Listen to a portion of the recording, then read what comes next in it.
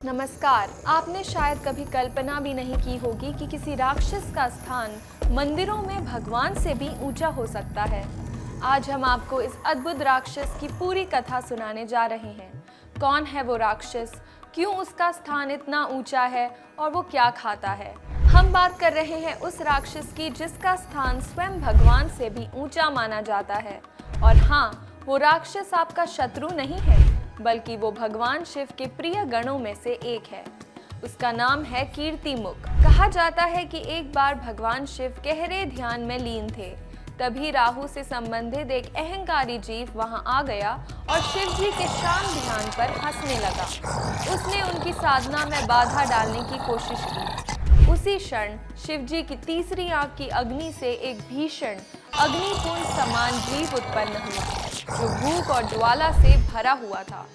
वो तुरंत शिव जी की सेवा में उपस्थित हो गया। शिव जी ने आदेश दिया, जाओ और जो मुझे परेशान कर रहा है उसे दंड दो। ये सुनकर वो अहंकारी प्राणी भयभीत हो गया और शिव जी के चरणों में गिरकर क्षमा मांगने लगा। शिव जी ने उसे क्षमा कर दिया, लेकिन अब उस भीषण जीव के सामने एक समस्या थी कि वह भूखा था और खाने के लिए उसके पास कुछ भी नहीं था। उसने शिव जी से पूछा, हे प्रभु, अब मैं किसे खाऊं? तब शिव जी ने शांत स्वर में कहा, तुम स्वयं को खा जाओ। भगवान के आदेश का पालन करते हुए उस जीव ने अपने ही शरीर को खाना शुरू कर दिया। एक एक करके उसने अपने सभी अंग खा लिए।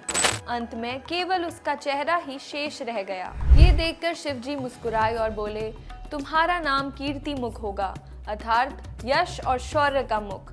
आज से तुम हर मंदिर और पवित्र स्थल की रक्षा करोगे। इसी कारण आप लगभग हर मंदिर के द्वार पर ऊपर बड़ी बड़ी आंखों वाला, नुकीले दांतों और घने बालों वाला उस भयंकर मुख को देखते हैं।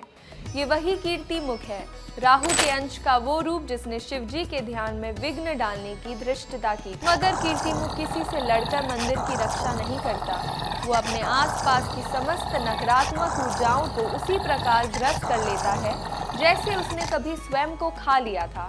आज भी मंदिर के प्रवेश द्वार पर स्थिर खड़ा होकर वो हर नकारात्मकता को निगल जाता है और सुनिश्चित करता है कि मंदिर का वातावरण सदैव पवित्र और सकारात्मक बना रहे। इसीलिए कहा जाता है, कीर्तिमुख हर मंदिर की रक्षा करता है ताकि हर भक्त निर्मल हृदय से भीतर प्रवेश कर सके। ओम नमः शिवाय।